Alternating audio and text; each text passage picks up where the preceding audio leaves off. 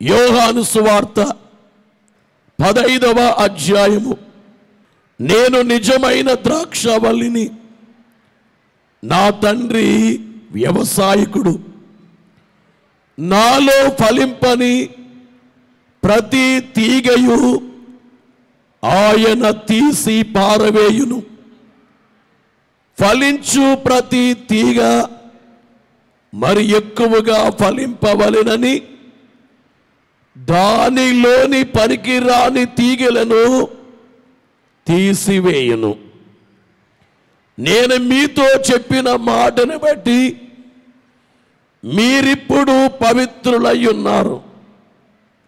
నా యందు నిలిచియుండుడి, మీ యందు నేను నిలిచియుందును.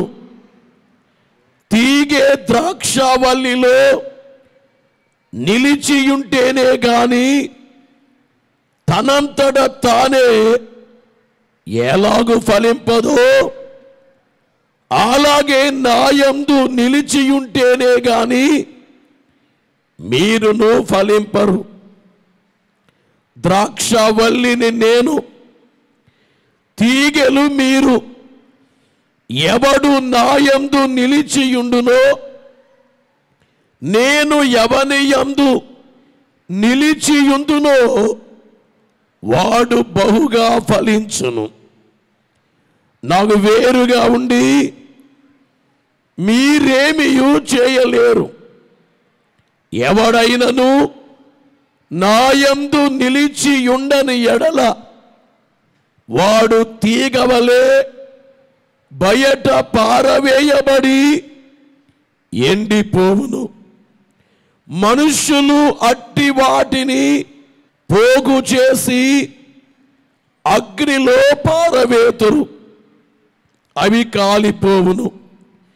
నా యందు మీరును, మీ యందు నా మాటలను నిలిచియుండిన ఎడల మీకేది ఇష్టమో అడుగుడి, అది మీకు అనుగ్రహింపబడును.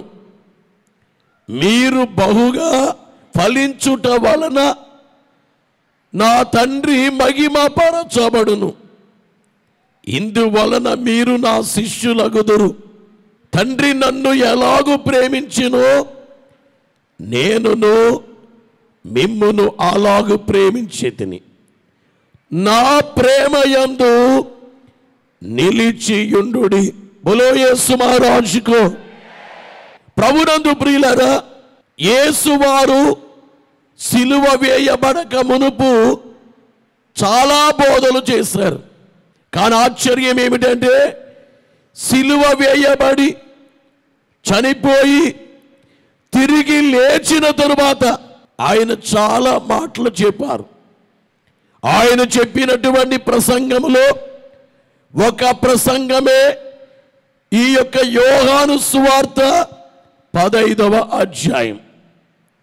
ఈ 15వ అధ్యాయాన్ని యేసు సమాధిలో నుండి లేచిన తరువాత చెప్పే విషయములు ఇక్కడ వ్రాయబడ్డాయి. ఈ వ్రాయబడిన విషయాల్లో మనకిష్టమైన వచనం ఇందులో ఒకటి ఉంది. ఏంటి ఇష్టమైనటువంటి వచనం అనబడేటువంటిది అంటే, మీకేది ఇష్టమో అడుగుడి, అది మీకు అనుగ్రహింపబడును. ఈ రోజున ఈ షాల్లో వేలాది మందిగా ఉన్న మనము ఈ మాటను బట్టి, దేవా నాకు ఏది ఇష్టమో అడుగుతున్నాను.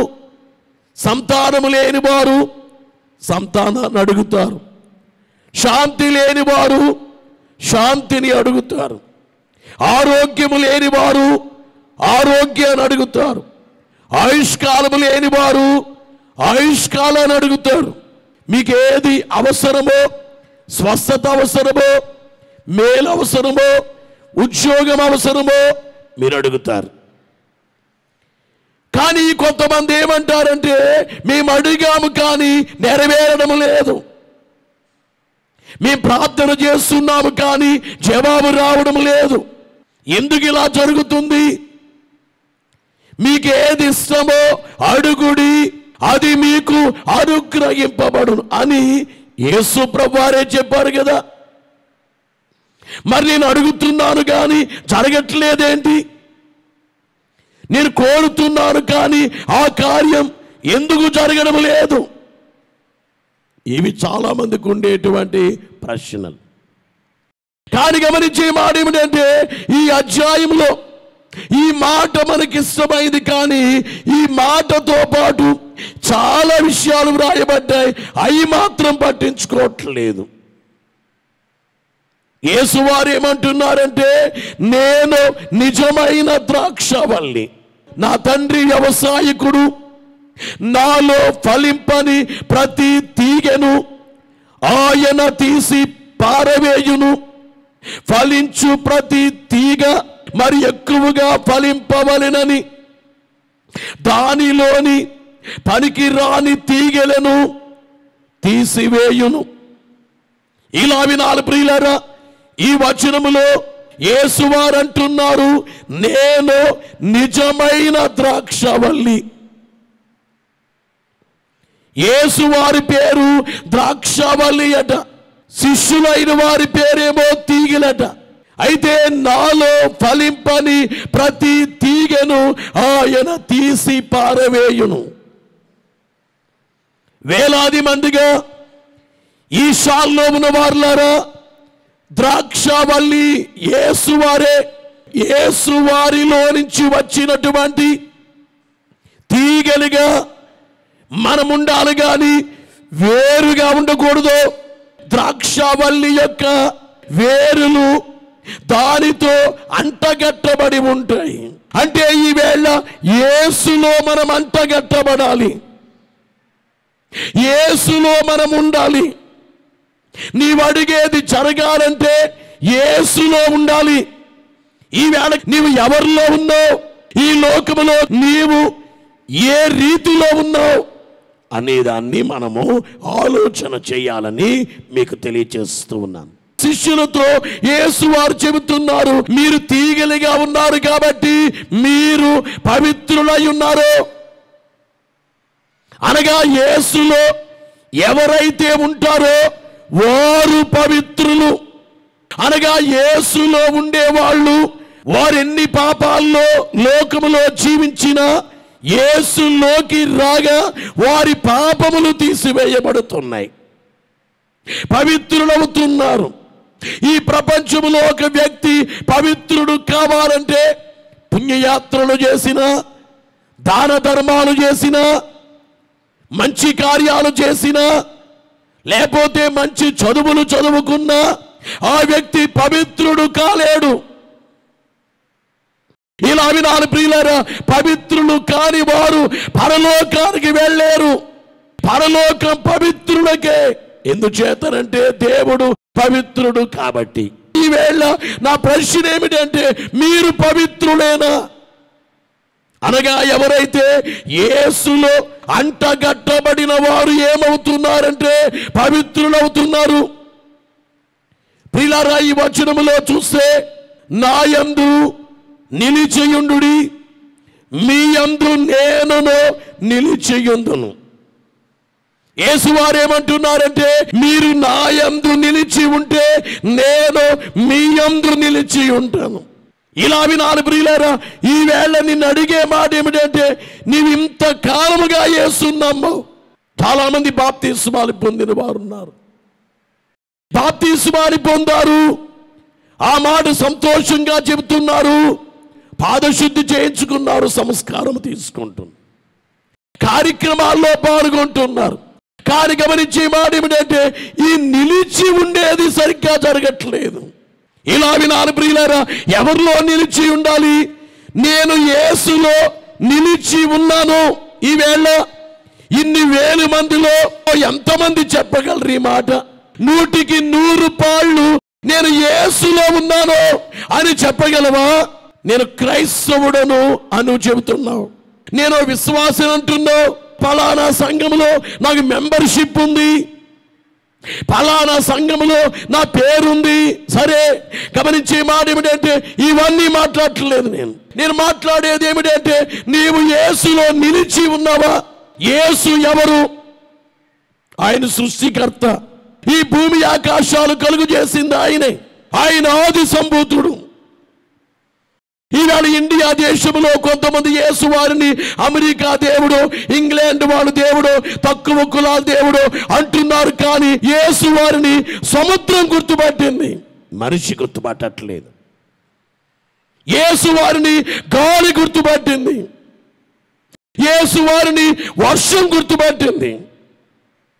గమనించేటువంటి మాట ఏమిటంటే యేసు క్రీస్తు వారిని కొండలు గుర్తుపట్టాయి, యేసు వారిని సూర్యుడు గుర్తుపట్టాడు. సిలువలో వేలాడే కాలంలో దేశమంతటా చీకటి కమ్మింది, సూర్యుడు అదృశ్యుడయ్యాడు, సూర్యుడు గుర్తుపట్టాడు. ఆయన చనిపోగానే కొండలు పగిలాయి, బండలు పగిలాయి, భూమి వణికింది, భూమి గుర్తుపట్టింది, కొండలు బండలు ఆయన గుర్తుపట్టాయి. ఏమని? యేసుక్రీస్తు వారు ఆది సంభూతుడని, ఆయన సృష్టికర్తని గుర్తుపట్టాయి. కానీ ఈవేళ ప్రపంచంలో ఎంతమంది గుర్తుపడుతున్నారు యేసు వారిని? కొరింథీ మొదటి పత్రిక 8:6 ఆకాశమందైనను భూమి మీదనైనను దేవతలు అనబడినవి ఉన్నను మనకు ఒక్కడే దేవుడున్నాడు. బైబిల్ చెప్పేది ఏమిటంటే దేవుడు ఒక్కరేనట, ఒక్కరే దేవుడు ఉన్నారు. ఆయన తండ్రి ఆయన నుండి సమస్తమును కలిగెను, ఆయన నిమిత్తము మనమున్నాము. ఇలా వినాలి ప్రియులారా, మనం ఎవరి నిమిత్తం ఉన్నామంటే దేవుని నిమిత్తం ఉన్నాం. మీలో కొంతమంది నా పిల్లల కొరకు నేను బ్రతుకుతున్నాను, నా భార్య కొరకు బ్రతుకుతున్నాను, నా భర్త కొరకు బ్రతుకుతున్నాను, ఈ మాటలు మాట్లాడతాము. కానీ బైబిల్ చెప్పేది ఏమిటంటే మనము ఆయన నిమిత్తం అనగా మనము దేవుని నిమిత్తమే జీవించాలి. మరియు మనకు ప్రభు ఒక్కడే. ఇలా బైబిల్ చెప్పేది ఏమిటంటే మనకు ప్రభు ఒక్కడే, ఆయన యేసుక్రీస్తు. అనగా మనల్ని ఏలేవారు, పరిపాలించేవారు అనేక మంది లేరు, ఒకరే పరిపాలిస్తారు. ఆ ఒక్కరెవరంటే సిలువ వేయబడిన ప్రభు ఒక్కరే, ఆయన యేసుక్రీస్తు. వినాలే, మనల్ని పరిపాలించేది ఎవరంటే ఒక్కరే. ఎవరంటే సిలువ వేయబడి రక్తాన్ని చిందించిన యేసు. అందుకే నేను మాట అంటాను మీతో, దారం కావాలి అని కోరుకోకండి, దాతను కావాలని కోరుకోండి. గమనించే మాట ఏమిటంటే దారములాడిది ఏమిటంటే స్వస్థత, దారములాడిది సంతానము, దారములాడిది ఉద్యోగం, దారములాడిది డబ్బు. దారం కోరుకోవటం కాదు, దాతనే కోరుకోండి. యేసుక్రీస్తు అనబడేటువంటి దాతను కోరుకుంటే అన్నీ మీవే, అంతయు మనదే. యేసునికున్నది అంతయు మనదే. యేసులో ఎవరైతే ఉంటారో వారే బహుగా ఫలిస్తారు. ఈ లోకములో దేవతలు అనబడినవి ఉన్నను, దేవుడు ఒక్కరే, సిలువ వేయబడిన యేసు. అందుకే నేను మాట అంటున్నాను, సముద్రం గుర్తుపట్టింది, గాలి గుర్తుపట్టింది, వర్షం గుర్తుపట్టింది, కొండలు గుర్తుపట్టాయి, భూమి గుర్తుపట్టింది, సూర్యుడు గుర్తుపట్టాడు. ఈవేళ నిజమైన దేవుడు ఎవరో మనిషి గుర్తుపట్టట్లేదు. అసలు దేవుడు ఎవరో, మన పాపాలు పరిహారం చేసేది ఎవరో, మనకి మోక్షం ఇచ్చేది ఎవరో, తల్లి గర్భములో ఉండగా మనల్ని కలుగు చేసింది ఎవరో. సత్యాన్ని తెలుసుకోవాలి. అందుకనే ఈ ప్రపంచంలో ఎన్నో కోట్ల మంది సత్యాన్ని తెలుసుకుని యేసుని నమ్ముతున్నారు. ఈవేళ ప్రపంచ జనాభాలో ఎక్కువ మంది నమ్మింది యేసు వారినే. సైంటిస్టులు ఎక్కువ మంది బైబిల్ చదివిన వాళ్ళే, డాక్టర్లలో ఎక్కువ మంది బైబిల్ చదివిన వాళ్ళే, ఇంజనీర్లలో ఎక్కువ మంది బైబిల్ చదివిన వాళ్ళే. యేసులో ఉండడాన్ని బట్టి ఫలించారు. 2వ వచనములో నాలో ఫలింపని ప్రతి తీగను ఆయన తీసి పారవేయును. అనగా యేసులో ఎవరైతే ఫలించరో ఆ ఫలించని వారిని తండ్రి తీసి పారేస్తారట. పారవేయడం ఏంటి? ఇంకా నువ్వు పనికిరావో. పాతాళ లోకములో పారవేయబడేది ఎవరో, నరకములో పారవేయబడేది ఎవరో? ఫలించని వారు. ఫలించని ప్రతి తీగే. అయ్యో, ఈవేళ భూలోకములో జమీందారులుగా ఉండుండొచ్చు, ఐశ్వర్యవంతులుగా ఉండుండొచ్చు, డబ్బు కలిగిన వారిగా, ఆస్తులు కలిగిన వారిగా, ఉద్యోగాలు కలిగిన వారిగా ఉండొచ్చు. కానీ యేసులో ఫలించకపోతే, అనగా గమనించే మాట ఏమిటంటే తీగలు యేసులో ఉండాలి. ద్రాక్షవల్లిలో ఈ తీగె, కొన్నిసార్లు తీగలకి ద్రాక్షవల్లికి సంబంధం ఉండదు. అలాంటి తీగలు ఏమైపోతాయి? ఎండిపోతాయి. అనగా ద్రాక్షవల్లితో సంబంధము లేని తీగల్లో జీవం ఉండదు. ఆ జీవము లేని ఆ తీగలు ఏమైపోతాయి? ఎండిపోతాయి. అలాగే యేసులో ఎవరు ఉండరో వారి జీవితాలు ఎండిపోతాయి. యోహాను రాసినటువంటి మొదటి పత్రిక 5వ అధ్యాయం 12వ వచనంలో, దేవుని కుమారుని అంగీకరించువాడు జీవము గలవాడు. దేవుని కుమారుని అంగీకరింపని వాడు జీవము లేనివాడే. ఇలా వినాలి ప్రియులారా, కొన్ని తీగలు ఎండిపోతాయట. ఎండిపోయిన వాటిని ఏం చేస్తారంటే పారేసేస్తారు. అమ్మా, అయ్యా, నీ ఒక ఎండిపోయిన తీగివేమో, జీవము లేదేమో, యేసులో అంటుకట్టబడలేదేమో, ద్రాక్షవల్లిలో నీవు లేవేమో. ఈ వచనము చెప్పేది ఏమిటంటే దేవుని కుమారుని అంగీకరించువాడు జీవము కలవాడు. అంటే సిలువ వేయబడిన యేసుని అంగీకరించాలి. బాప్తిసం అంటేనే ఇది. ఈ సృష్టికర్త యేసే, నా కొరకు సిలువ వేయబడింది యేసువారే. నా కొరకు యేసు రక్తము కార్చారు. యేసు రక్తము ద్వారా నేను పవిత్రునవుతున్నాను. యేసు నా పాపాల కొరకు సిలువ వేయబడ్డారు అని నేను అంగీకరిస్తూ నమ్ముతున్నాను. ఇక నుండి యేసు నా పరిపాలకుడని నేను నమ్ముతున్నాను. ఈవేళ చాలా మంది యేసు నమ్మినోడున్నారు, కానీ ఇది నిజంగా జరిగిన కార్యములా కలిగిన వాళ్ళు చాలా తక్కువ. ఎండిపోయిన తీగలాంటి వాడు చాలా మంది ఉన్నారు. వాళ్ళ వల్ల దేవునికి అవమానం. అమ్మా, మీకు డబ్బులున్నా, పొలాలున్నా యేసులో ఉండాలి. యేసులో లేకపోతే ఏదున్నా కానీ, నీవు తెలివైన వాడివైనా, నీకు చదువున్నా, ఆస్తి పాసులనున్నా కానీ అన్ని వ్యర్థం, తీసి పారవేయను. ఈ విషయంలో చాలా మంది మేల్కోవడం లేదు. నేను యేసులో నిలిచి ఉన్నానా? యేసును అంగీకరించానా? ఈ విషయాన్ని కొంతమంది అర్థం చేసుకోవట్లేదు. గమనించేటువంటి మాట ఏమిటంటే, అడిగితే ఇస్తారనే మాట ఇస్తాం, కానీ ఇవన్నీ చేయకపోతే అడిగితే ఎలా జరుగుతండి? నా యందు నిలిచియుండుడి, మీ యందు నిలిచియుందును. తీగె ద్రాక్షవల్లిలో నిలిచి ఉంటేనే కానీ తనంతట తాను ఎలాగూ ఫలింపదో, అలాగే నా యందు నిలిచి ఉంటేనే కానీ మీరును ఫలింపరు. ద్రాక్షవల్లిని నేను, తీగలి మీరు. ఎవడు నా యందు నిలిచియుండునో, నేను ఎవరి యందు నిలిచియుండునో వాడు బహుగా ఫలించును. బలో యేసు మా రక్షకం. దీని పేరే యేసునందు రక్షించబడటం. నీవు రక్షించబడ్డావా అంటే అర్థం ఏంటో తెలుసా? నీవు యేసునందు నిలిచి ఉన్నావా? ఈ ప్రపంచంలో అన్నిటికంటే, అందరికంటే యేసు నాకు ఎక్కువ.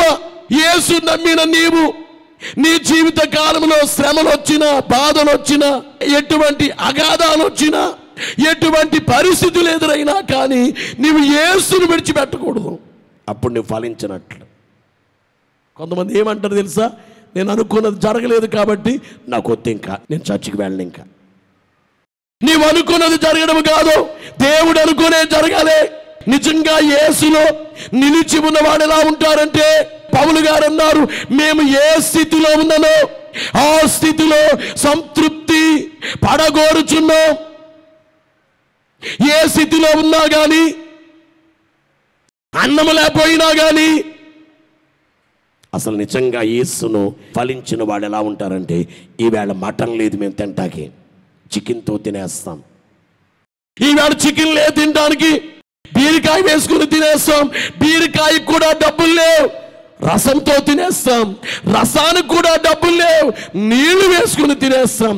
అన్నమే లేదు, గంజి తాగి బ్రతికేస్తాం. ఇది యేసు నిలిచిన వాడు చెప్పే మాటలు ఇవి. మంచి బట్టలు వేసుకోవాలా? లేవు. చినిగిపోయిన బట్టలు, ఒక జత బట్టలేనా? అందులో తృప్తిగా నేను ఉంటాను.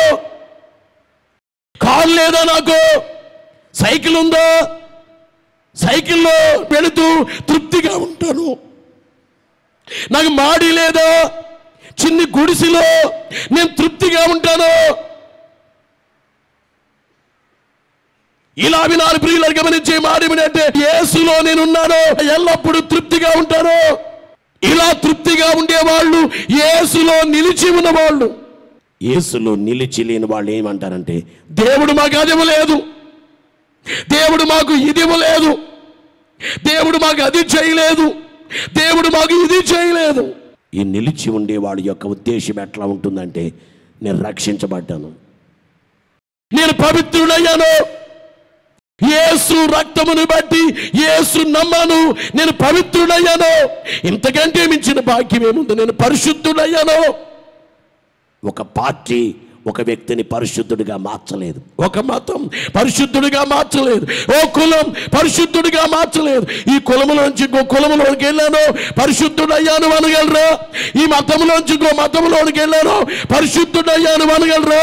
యేసును నమ్మితేనే ఒక వ్యక్తి పరిశుద్ధుడు కాగలడు, కానీ లేకపోతే కాదు. ఖచ్చితంగా యేసును ప్రతి ఒక్క వ్యక్తి నమ్మాలి.